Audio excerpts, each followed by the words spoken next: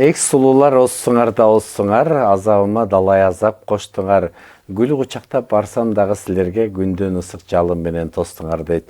Жалпы аял затын, жалпы апаларды, эжелерди, жаркыраган кыздарды 8 март майрамы менен куттуктайбыз. Жаздын көркү аял зат дейт. Жазды мынакей силер алып келдиңер деп аял заттын сулуулугуна, акылдуулугуна биз дайыма жакшы сөздөрдү айтып келебиз. Ошондон дагы жолу майрамыңыздар менен ЛТР каналында чак түш көрсөтсү. Бүгүн майрамдык эфирин сиздерге тартуулап отурат. Бүгүн биздин студиябыздын конугу дагы өзгөчө.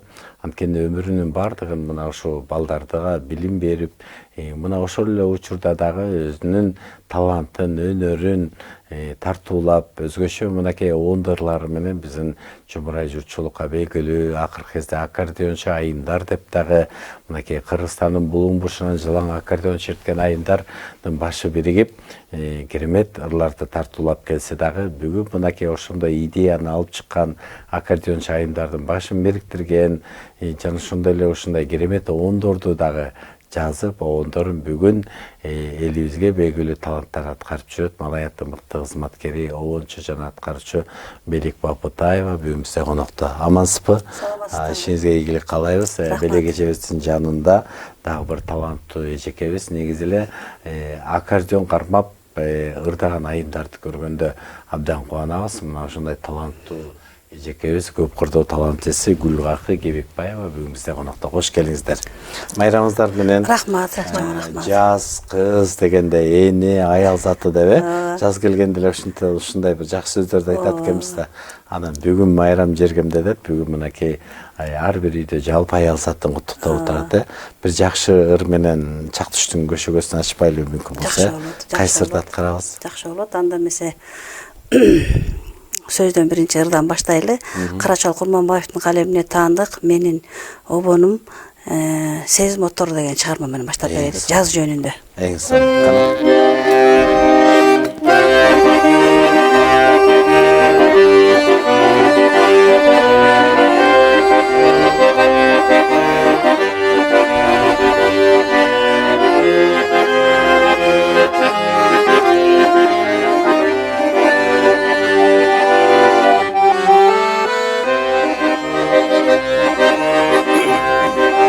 Жазда гүлдөр нурун чачып жайынаган, жан элгитип куштар канча сайраган, ал олондуп жүрөгүмдүн отторун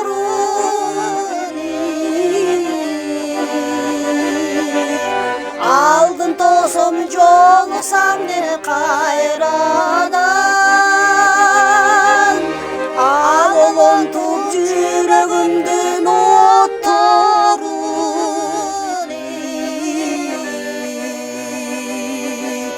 алдын тосом жолуксам деп кайрадан.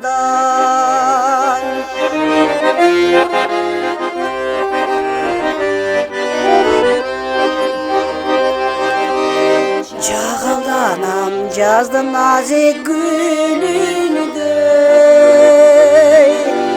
жаштык кездер өтө туура билинбей, күнү кыял ала кача токтобой,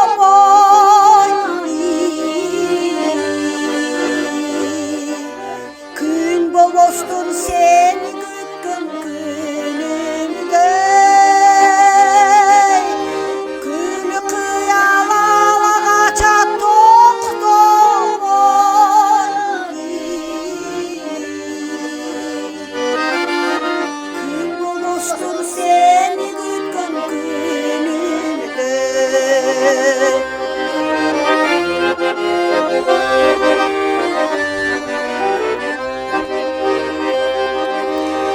sen tuybасаң менде болгон сезимди, sen көрбөстөн күлкү толгону көзүмдү, байкап көрсөм менде экен абалы,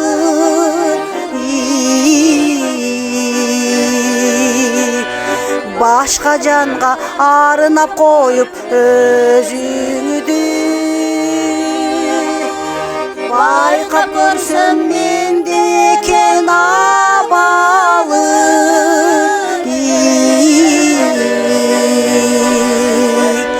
башка жанга арынап коюп өзүңдү башка жанга арынап коюп өзүңдү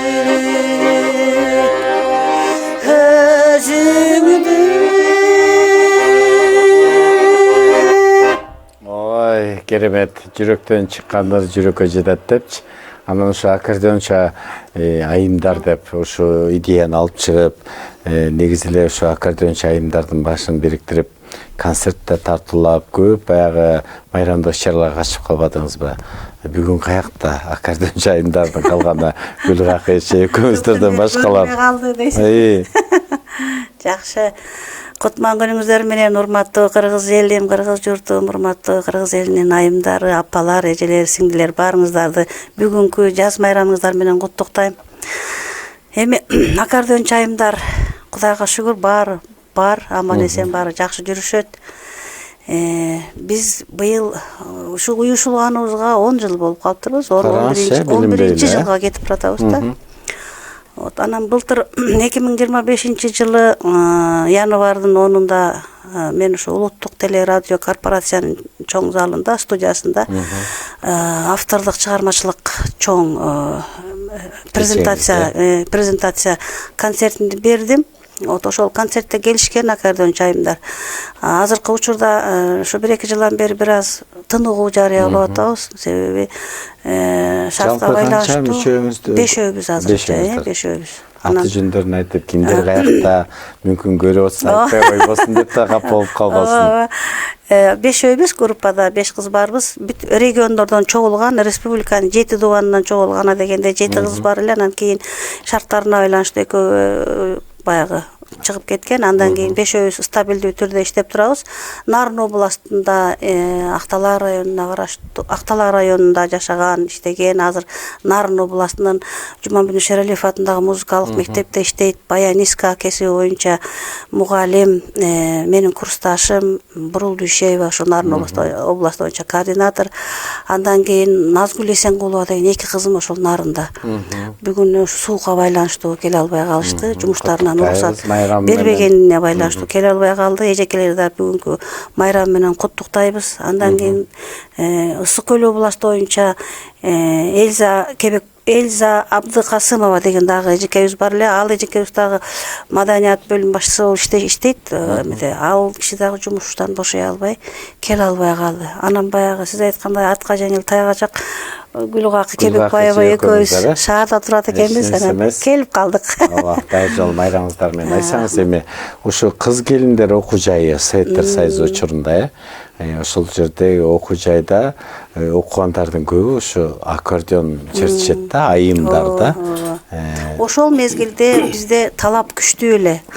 Ар бир группада 25тен студент болсо, биздин бүтүп аткан жылдары 50 студент бүткөнбүз да.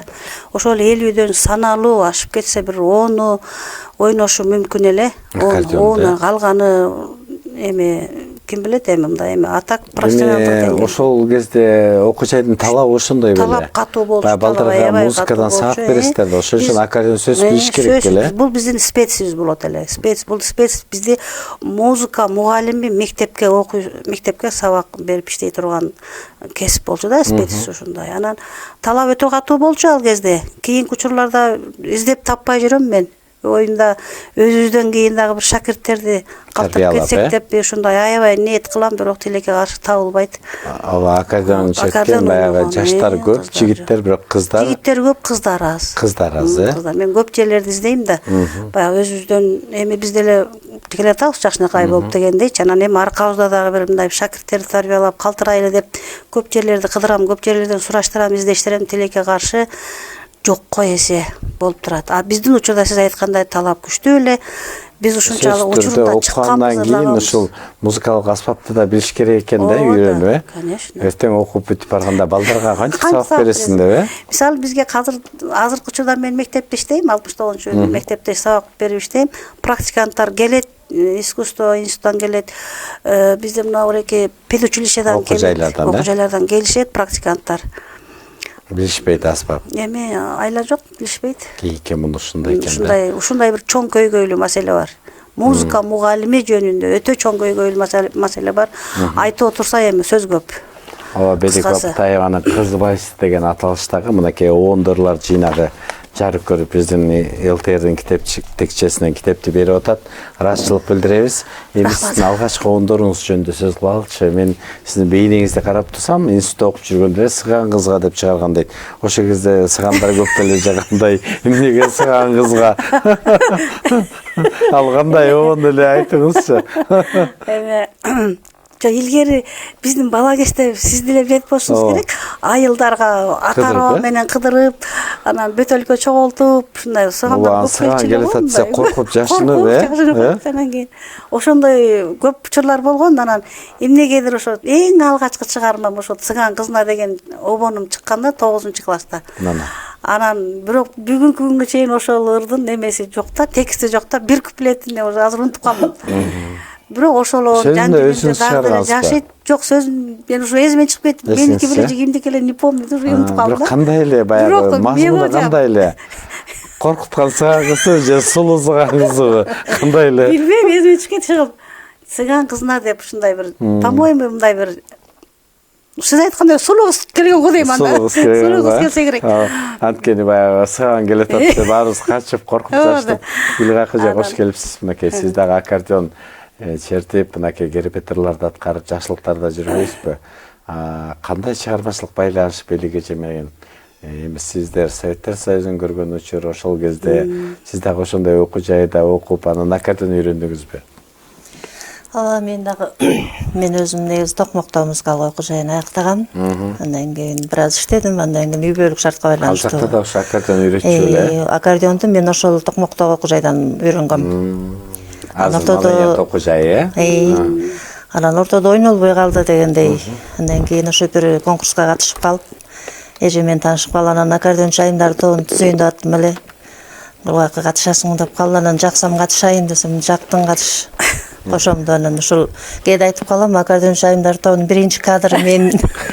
Бек эле мени айтпайсыз деп тамашалаптарым болуп калам. Эң биринчи тапкан бирок. Ошондон бери ошол эже менен бирдикеликте ырдап, эжени ырдап дегендей жүрөбүз, жакшы Кудай буйрса. Өмүрдүн бөксө жерин ыр менен толтуралы дейт келиңиздер. Бүгүн майрам күнү ушинтип өткөн кеткен сүйлөшүп, анан керемет оондоруңуздан ырдатып калалы. Жакшы болот. Анда кайсы чыгарма? Энелердин күнү, энелердин майрамы деген аял затынын майрамы. Ошол апам жана мен деген Жапара Исабаеванын жакшы оону бар, ыры бар. Ошолорду ырдап берейин. Сөзү Жапара Жекеники.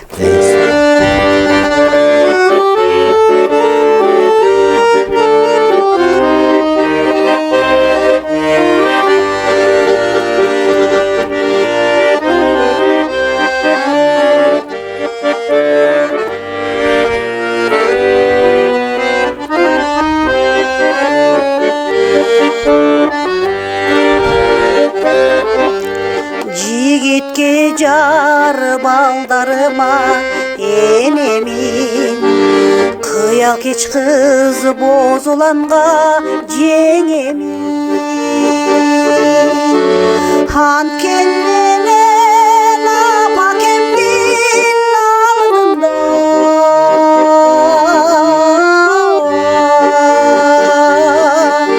самай көкүл секелеги самай көкүл секелеги Бале. Кумарлана жытын искеп баланын, мен даулап улгаюга барамын. Анткен менен апакемдин алдында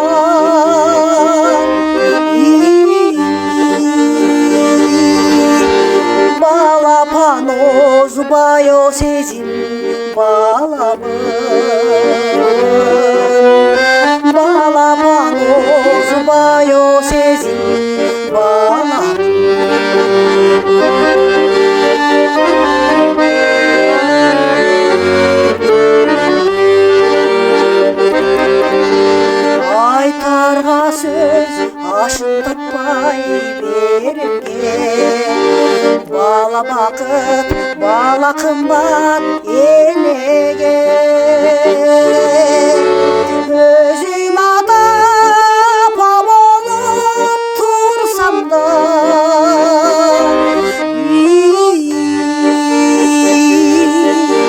kiçinim dep erkeletip kal çele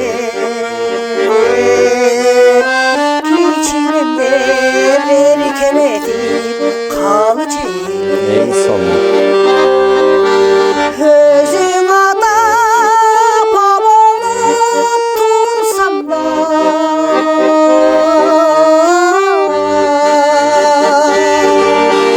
kiçilimde erkeledip kal çele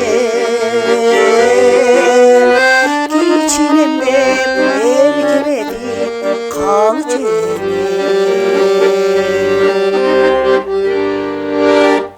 Жүрөктөн чыккандар жүрөккө жетет дейт. Дүйнөдө менин азабымды тарткан бир гана адам бар, ал менин энем дейт. Эненин баскан жолунун баардыгы бейиштеп, бүгүн апаларды даңктап, мактап ырда отурабыз. Ошондой ырларыбызды бир апам жана мен чындыгында керемет обон экен, кайрыктары абдан жакшы экен. Куттуктайбыз. Негизи эле бир обон чыкса ал да жаш баладай да, огузуп, анан катып. Неге мынча өз убагында ошо институтта окуп жүргөндө эле сыган кызынан баштап ошондо эле ырдап чыкпайт белеңиз же кийин үй бүлөк турмуш, анан мектепте иштеп. Жок, мен институтта окуп жүргөндө ошол мезгилдеги звезда болчумун. Ошол жакта. Жанагы сиз айтып аткан Салима Балтаеванын ырдаган Кыз Байсы деген ыр ошол 83-жылы ошол институтта окуп жүргөн кезде чыккан. Азыр биз Гүлгүл акыбыз ырдаган Сезим оттору дагы ошол 83-жылы биздин элдин ошол мезгилдеги менин замандаштарымдын жүрөгүнөн орун алган. Казактар айткандай үлкөн чыгармалар болчу. Мен ошондо эле жылдыз болчумун. Ошондо эле жылдыз болчумун. Сөзүңүзгө каралчы, мен ошо мына Бекборби, Сыймык Бейшеке, Майрамбек Осмоновтар менен мен катарлаш чыгып келаткамда, анан чогуу концерттерге барчубуз. Кийин мен турмушка чыгып кеттим, анан эми аял зат ушундай экен. Кыз баланыкы ушундай экен да. Кыз баланыкы ушундай экен да. Же турмушту, үй бүлөнү тандаңыз, же чыгармачылыкты тандаңыз деп туш тараптан. Бирок азаматсыз турмушка чыксаңыз дагы аккордеон таштабай. Буну таштаганга ошондо деле обон чыгарып аттыңызбы? Ошон мен обон чыгарып, обон чыгарып токсогон жок. Мына бул китепте 40тан ашык обондун ноталары түшүрүлдү. Дагы жетишпей калды, калгандарына нота жазган агайлар жетишпей калды. Анын кийинкиге Гүлгүл акыжа кош келипсиз дагы жол майрамыңыз менен. Анан сиз музыка тармагында иштедиңизби, окууну бүтүп? Кайсыл жерде иштедиңиз? Мен азыркы убакта Ак ниет балдар үйүндө эмгектенем. Балдар менен, балдар менен. Баары эле жан дүйнөбүз балдар менен, э? Келиңиз сизден бири ругалы, кайсыларды бересиз? Мен эжекеме окшоп оон чыгарбайм. Бирок ошол эжекемдин аркасынан ошол баягы чармачыл адамдарда ырдаган келген кишилерди кытыгылап турат эмес. Ооба. Теги колдон келишинче аракет кылып ошол эжемди эле ээрчип жүрөм. Анан эми майрам болуп аткан соң Болот Токтобаевдин Каркырам деген ал.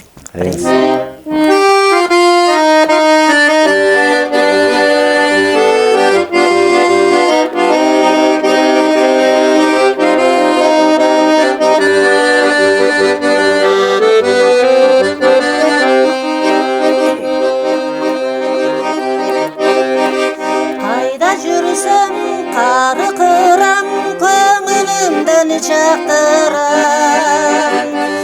Тутулган сүйүмдү сүймөнүн калтырам.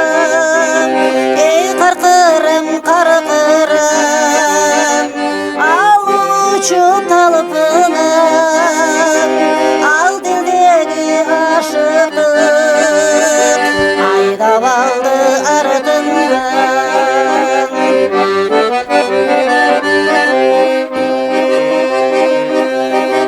Жесең аны сезсеңчи, кадырыма жетсеңчи, тутунган сүйүңдү сүйүнменен жесеңчи. Эй периштем, периштем, күн мүчөсү келишкен, түгөй болчу түбөлүк, ырыскымды бөлүшкөн.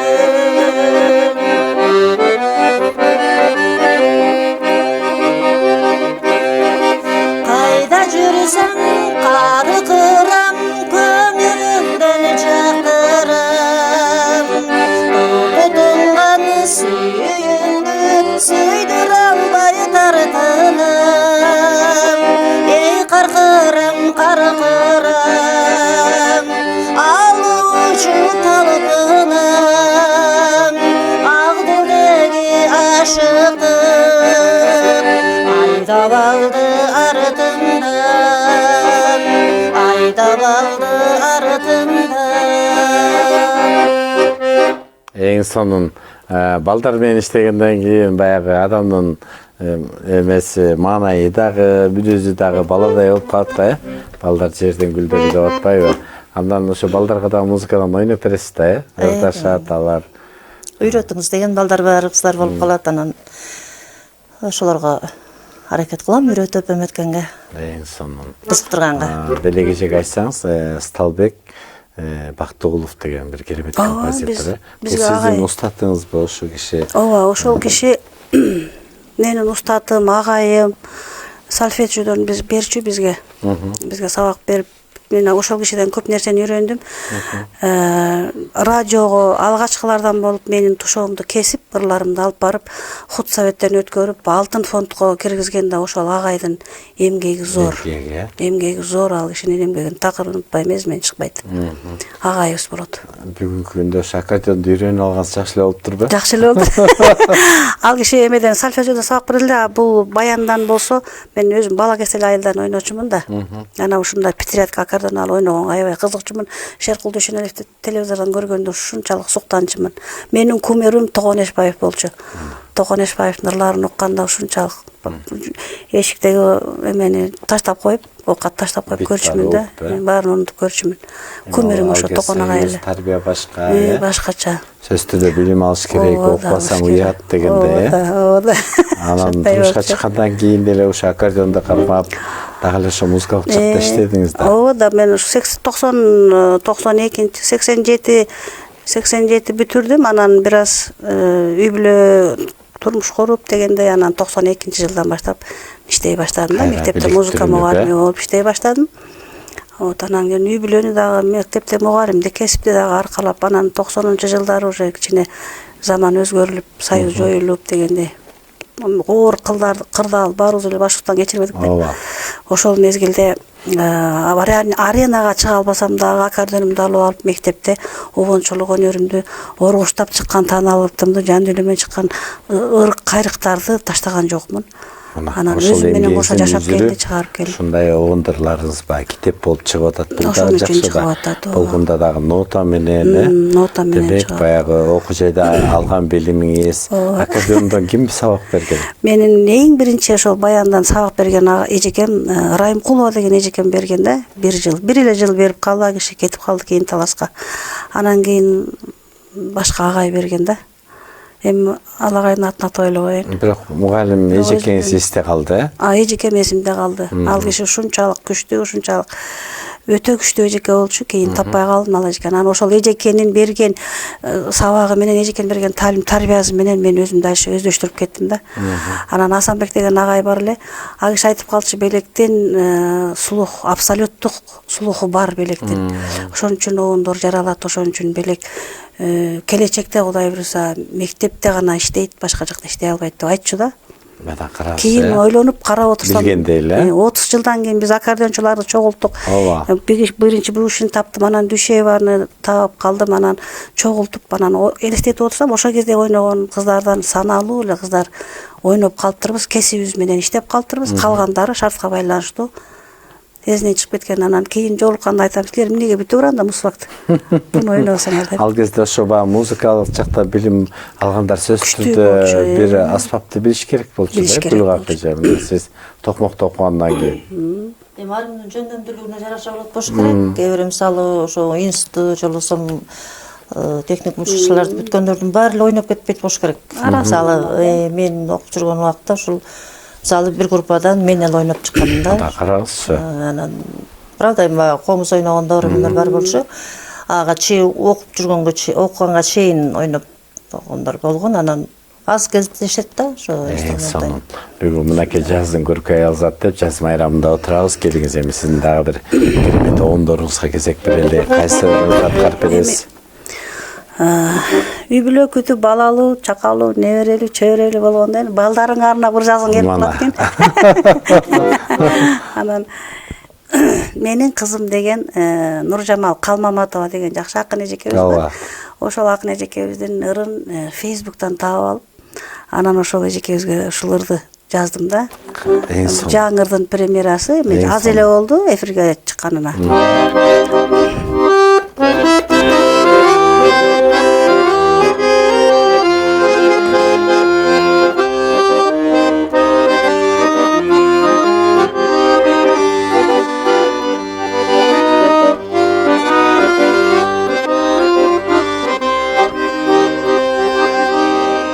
Менин кызым менден дагы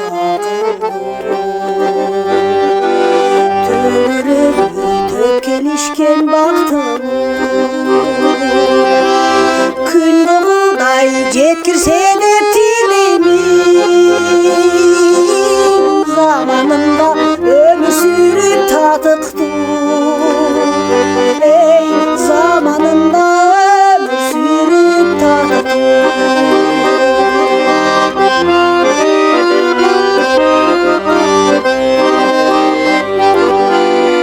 Менин кызым гүл аламын игиликтин точокусун сындырып мен көрбөгөн бийиктикти көрсө дейм бул жашоонун меримине жылынып эй бул жашоонун меримине жылынып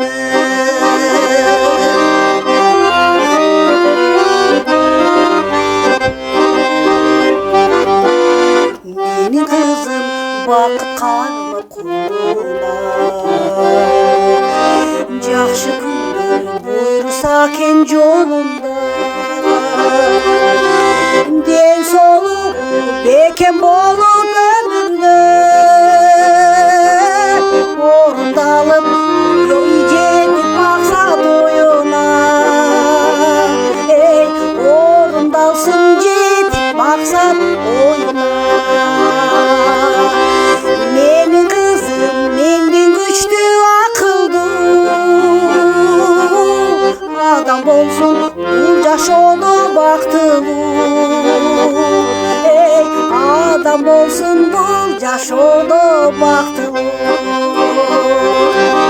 адам болсун бул жашоодо бактылуу Ой, эң сонун экен. Мынакей бир кезде ошо кичинекей кыз болсоңуз, анан чоңоюп студент болдуңуз, анан эне болдуңуз, анан чоң эне таята болдуңуз, эми кайра небере, кайра кызым деп калдыңыз, Бул убакыт мезгили ушинтип улана берет экен да. Сиз дагы ошо бир оон чыгарасызбы, оондорубуз барбы же ошо ырларды аткарасызбы? Балдар үчүн дагы эми бар. Ошол оюнчулардын ырын аткарганга аракет кылам да. Өзүм профессионалдык деңгээлде аткарбасам дагы өзүм үчүн. Балдар үйүндөчү ошо балдарга ылайыктуу оундорду чертип бересиз да, балдарга. Балдардын эми тили башкача да, жашоого кубанып турган. Келиңиз, кайсы чыгарманы ойлойсуз? Асанкалы Керимбаевдин Гүлдөр гүлгө арзу айташ. Сонун караш, кандай кереметтер.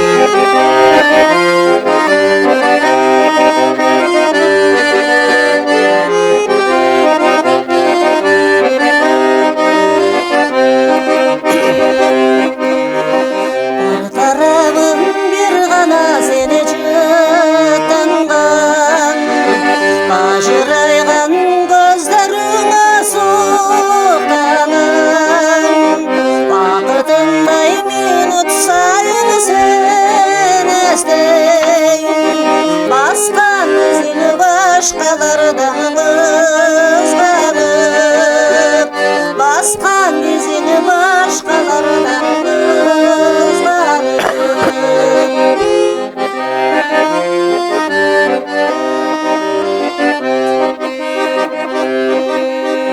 Бірін бірі көрайын деп атырақ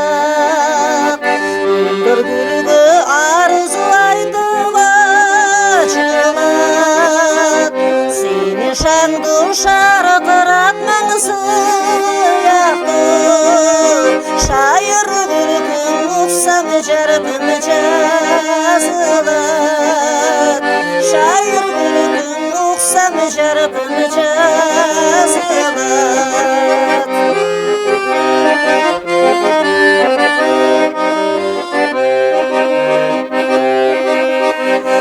Yüzünü dep güldürterim adırdan. Arılar okuyun özün arınap жазылған. Qaysı günü sığlarımdı bilmeymin. Jelden başka sılamadan çaçıdan. Jelden başka sılamadan çaçıdan.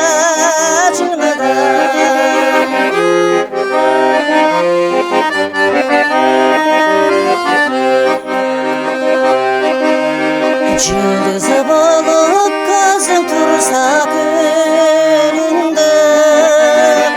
Otday albayım gütkönü boyumu dürürüm. Bulbul bakta tülü boyu dilbezey. Bul düğününün rahatını süydüm. Bul düğününün rahatını süydüm. Ulu bakta tünü boyu dilbezey. Bul düğününün rahatını süydüm. Bul düğününün rahatını süydüm. Bul düğününün rahatını süydüm.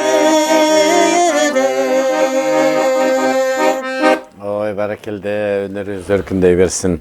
Сүйіден адам жаралған сүйініз төлік деп салқар жазушы Чыңгыз Айтматов айтқандай, чындығында Белегеженің ошо чыгармаларында лирикалык ырлары, арноо ырлар, чындыгында абдан жакшы кайрыктар, оондарыбыз бар. Анан Сталбек Бактыгулов деп калбат, бай киши дагы баягы кыргыз оон дүйнөсүндө ошо керемет оондор менен ошо симфониялык, камералык бир чыгармаларды жаратып калтырбады. Ошол устатыңыздан улам дагы сиздин дагы ошондой симфониялык, камералык чыгармаларыңыз туурасында айтсаңыз. Эми мен симфониялык, камералык чыгармаларды жазганга жетише элекмин азыр. Бирок баягы көлөмдүү жакшы тематикасы жогору болгон санат бир обонум бар. Сөзү Шайлебек Дүйшеевдин калемине таандык «Бул жалган» деген чыгарма. Ал чыгарманы биздин Кыргыз Республикасынын эл артисткасы, Кыргыз драма театрынын актриса эжекебиз Шайгүл Алсейитова эже аткарып жүрөт ошолордучу. Комуздун коштоосунда аткарып жүрөт. Музыкасы сизге таандык. Музыкасы мага таандык, сөзү Шайлебек Дүйшеев агайга таандык. Ал ырды мен Шайлебек агайдын өзүнүн колунан алган элем. Мени бир аз өкүндүргөнү мына Шайлебек агайдын 70 жылдык мааракесине мен үлгүрбөй калдым, бара албай калдым да. Программага кеч болуп калды, бара албай калдым. Бирок ошол чыгарманы агайга аткарып берейин деп. Ал чыгарманы эже аткарып бермек, мен андан башка агайдын эки чыгармасына обон жазгам. Алтайдын ошол поезу деген дагы бир сонун чыгармасы бар. Азыр ошону учурдан пайдаланып аткаргым келип турат да. Болсун. Вот анан кийин Кусалык деген дагы бир ырына жазган элем. Агай ошол Алтайдын поезун эфирден, YouTube каналдардан көрүп жүргөн болуш керек. Бирок өкүнгөнүм ошол концертине катыша албай калдым. Бара албай калдым. Алтайдын ошол поезу деп. Поезд деген поезд да, кадимки эле поезд. Алтайдын поезди го. Мен буларды эсиңизде болсо керек, улуттук телерадио корпорациясы мындан бир 7-8 жыл мурда аккордеон сыздачы деген теледолбоор алып чыгып, ошол теледолбоорго биз аккордеон жайымдар катышып, ошол жерден биринчи орун алганбыз. Ошолор менен. Мен ошолор менен алган элем да. Анда тиги Асылбек Өзбеков агайдын дагы ушул текстке жазган обону бар экен. Мана. Кийин YouTube каналдан көрдүм. Анан мага аябай жакшы алкоосун айткан. Ушуларды аткаргым келип турат. Эң соңку келиңиз Шайлебек агайга дагы ыраазычылык билдирели. Оон чыгарган сизге кандай сонун музыка? Кана келиңиз.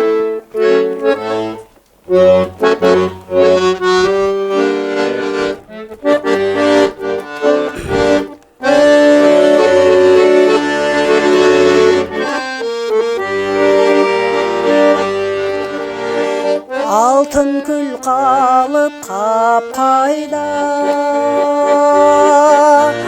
Алтайдан кели жатканда, алтындан қымбат айдай қыз, арманды салдың жаш жанға, аттың айыны арғам жоқ, айланып сені тапқанға. Жоғазын ердің ердіме, жодырап көзің телмере, жолыбыз башқа болған соң,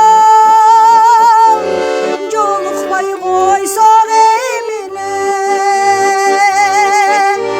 кел албай тұрған болған соң, кездеспей қойсақ еміне.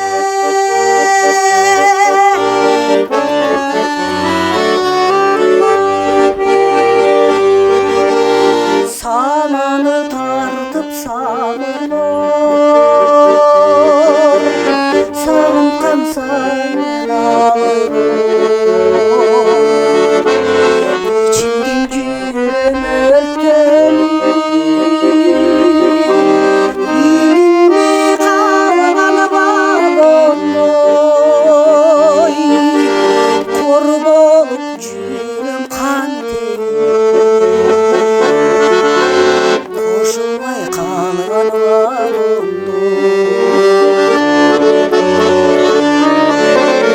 жоғазын ердің ердіме,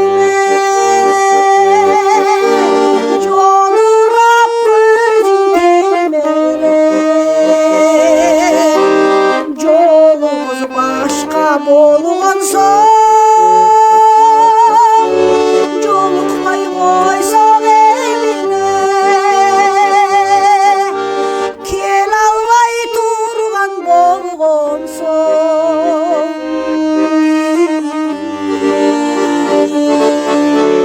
кездеспей қойсақ еміне.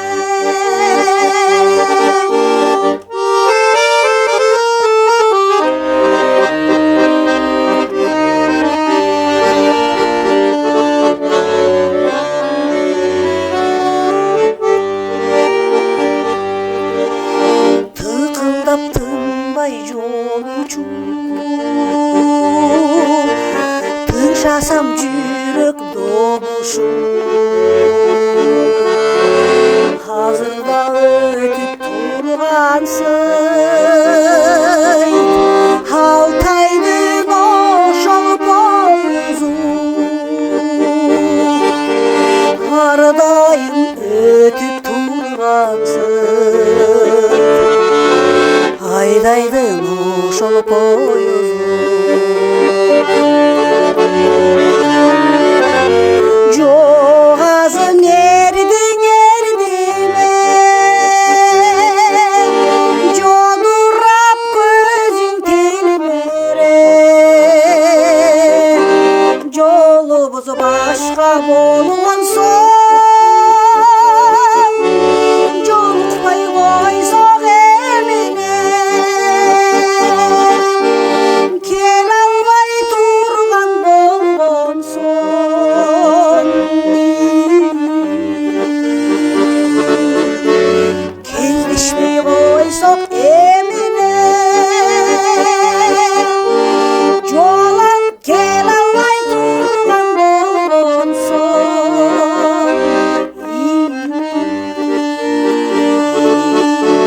кездеспей қойсақ еміне, жолықпай қойсақ еміне.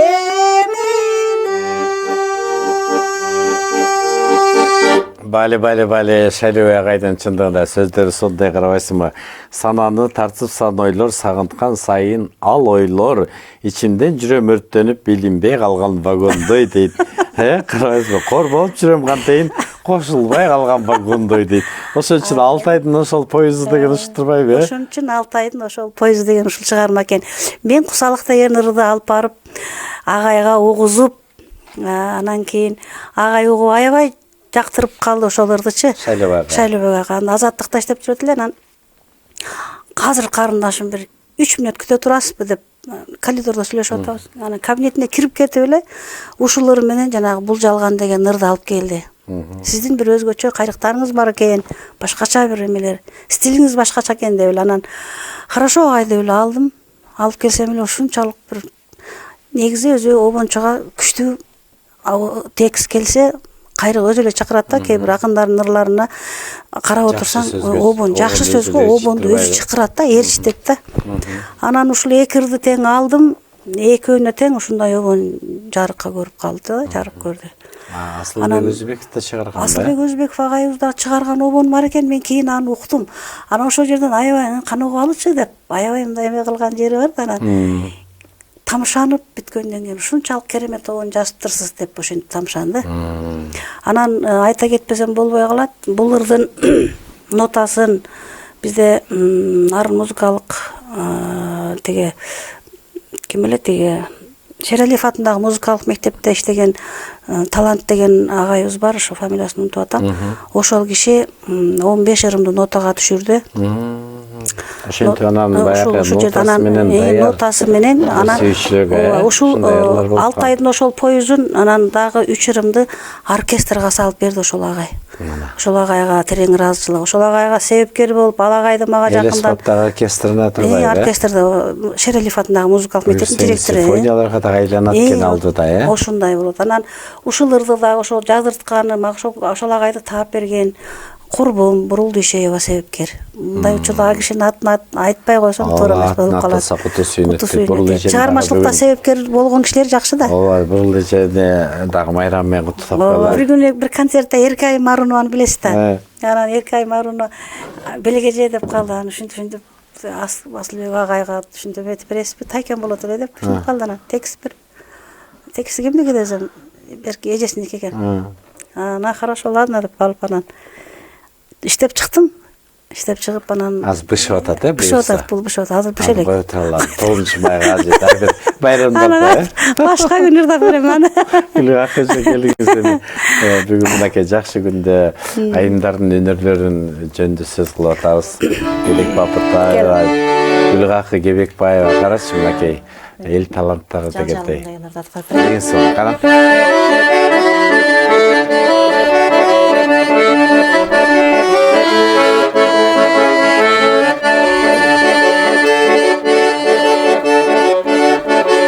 Açılgan kanapay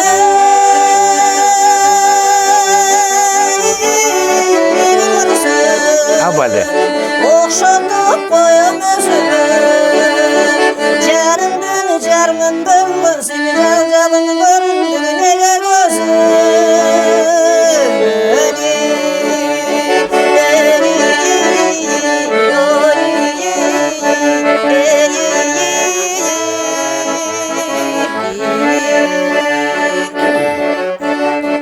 Alatoğana başını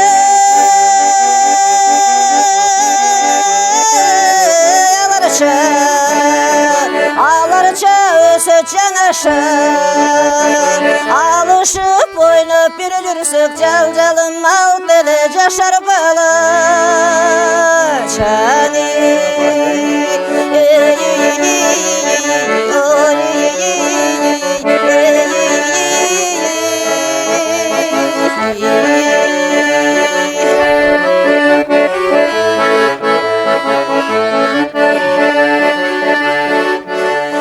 Güttürdün bana menini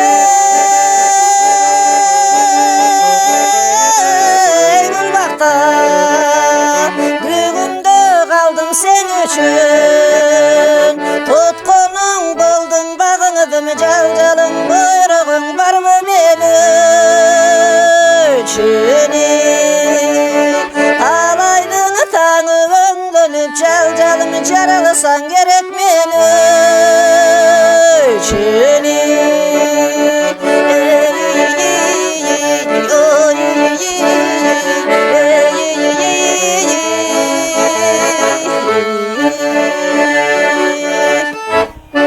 Ой, аккордеон кармаган анан дагы ырдап, бул кандай эртик, Өзүнүн аккордеонун таштап коюп, башка бирөөнүн аккордеонун алып келип алып адашып атат колду. Ошо күнбай атасыз да, бирок ошентсе дагы ошону ойноп аткан өзү баягы чоң өрдүк болсо керек да. Анан ким үйрөткөн сизге аккордеонду? Окуп жүргөндө окуу Мен жайда? өзүм 4-класста бир кичинекей жашыл аккордеон болот эле, мындай тумалак чамаданда салынган. Ошону бир атам угуп калган окшойт. Мектепте мугалимдин немесин анда колум жетпейт. Тарта албайм да анан. Жана кардайым болсун күнүм деген ырды ойногонун көрүп калган экен. Кийин айтат да мани. Анан ошондой аккордеон алып келип бергем, чале болчу. Ошону эми баркын билген эмеспиз да, мындай аккордеон ойноп кетерин билгенде ошондо эле мектепте окуп жүргөндө эле 4-класста. Ар бир баланын таланты бала кезде байкалат. Мектепке келгенде фортепиано менен жанагы София Ротарунун «Руку мне дай» деген болгону да орусча ырды үйрөнүп анан ошо бир колдоп. Анан ушул кызымдан бирдеме чыгат болуш керек деп анан токмоктогу окуу жайга жөнөдүк. Бүгүн мынакей майрам күн, жакшы күндөр жолугушуп отурабыз. Келиңиз береке жет. Мен эми да Сөздөн ыргөтөлү ырдатып калабыз бүгүн жакшы күндө. Кайсырыңызды аткарып бересиз? акырындан лирикага өтүп баштайлы эми. Алтайдын поездунан баштап атык го. Абдуллажан Ахматалиев деген биздин кыргыз элибизде тааныбаган адам болбосо керек. Академик агайыбыздын быйыл юбилей болгон жатат, Кудай буйрса. Мен ошо юбилейге катышканы турам, Кудай буйрса. жакшы болсун. Ушул кишинин дагы бир жакшы ыры бар, эки эле куплет ыры бар. Көп жыл болду, булар бирок ар бир юбилей болгон сайын мен ушул агайга тазим этем, мени чакырат да, келип ырдап кетиңиз депчи. Анан ошо юбилейине дагы ырдап берейин деп турам. Ушул кишинин турмушта болот бар, айла барбы деген бир лирикалык чыгармасы бар. Ошо сонукен, аталыш. Анан агайга айтып атпайм, агай мүмкүн темасын кичине кыскартса болот. Жок, болбойт, ошо боюнча эле калтырыңыз депчи. Ошол боюнча калтырып, китепке түшүп калды ошол бойдон.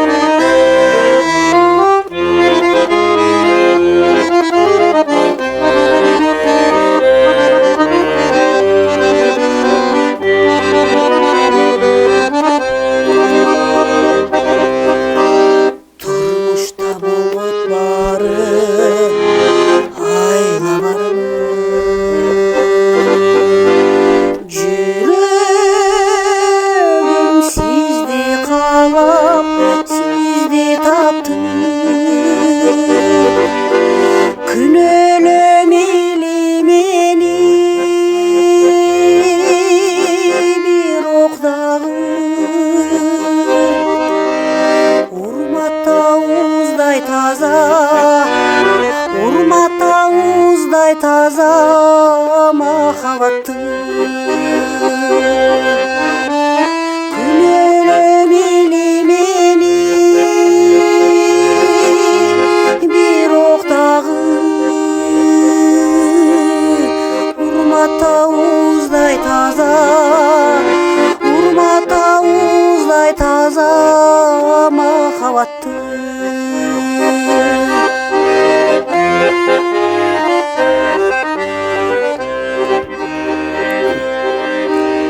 Düşüngün beni tura süybüsün da Capcakın adam boydon kalalı çık Ömürde bir adamdı ıyık tutup Sünün esip olup Sünün esip olup Kanday jakşı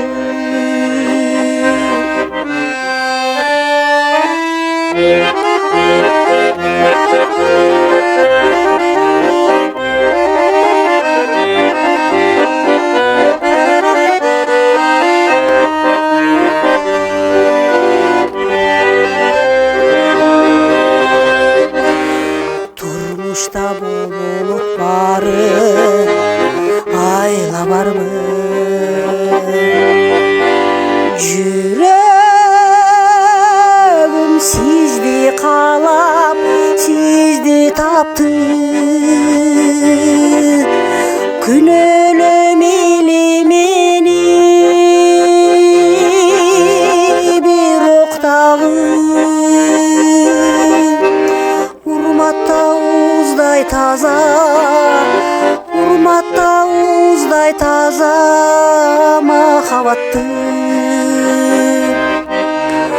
урмат ауыздай таза махаббатты.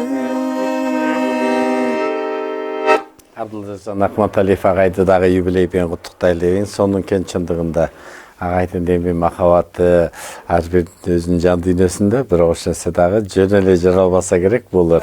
Мынаке оғындырға айналып, сізде оған мұна мықты оғыншы елдің жүрегіне керемет қайрықтармен жеткір өтпай разышылық. Анда кезекте Гүлғақы Кебекбаева эжеге берелік, еліңіз майраммен құттықтап орта өттіңіз. Анда мен Төлөбек Казаковтун Күтүү дегендерин аткарып берейин.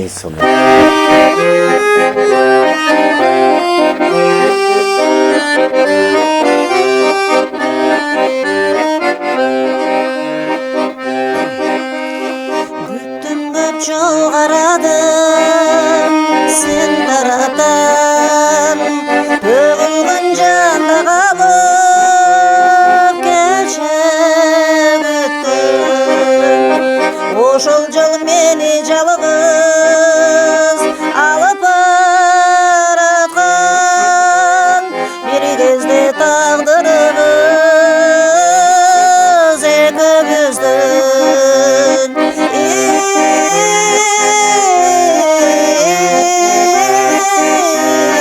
Тагдырыбыз бир кезде экөөбүздүн.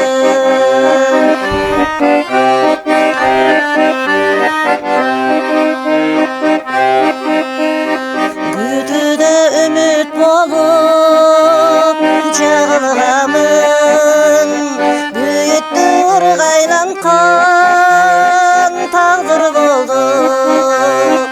Экөөбүз жаш жагынан бөлөк өттүк, өмүрдү көмөктөшкөн биздин жолдор.